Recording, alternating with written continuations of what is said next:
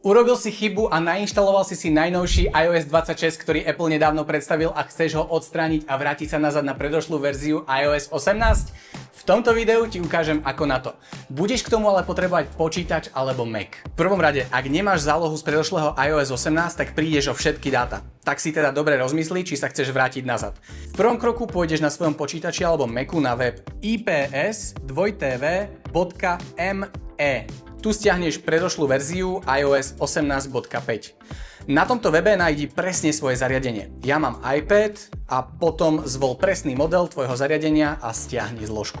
Teraz sa presunieme na Apple zariadenie. Tu musíme vypnúť funkciu nájsť alebo Find My. Poď do nastavení, nájdi Face ID a kód, klikni a zadaj svoje heslo, nájdi záložku ochrana odsúdeného zariadenia a vypni. Vráť sa do nastavení a klikni na svoj profil úplne hore. Tam nájdi Find My alebo nájsť a hore máš nájsť iPhone alebo iPad. Toto musí byť vypnuté. Na to musíš zadať svoje heslo od Apple ID. Ďalším krokom je pripojiť káblom svoje Apple zariadenie ku počítaču z iTunes alebo ku Macu. Na iPhone zvol dôverovať a môžeme spustiť iTunes. Tu nájdeš svoj iPhone, tu budeme pokračovať na Restore alebo resetovanie. Na Windowse drž klávesu Shift a tak klikni Restore iPhone alebo iPad a na Macu drž Option a tak klikni Restore. Tu si zvol iOS 18, ktorý sme stiahli v prvom kroku.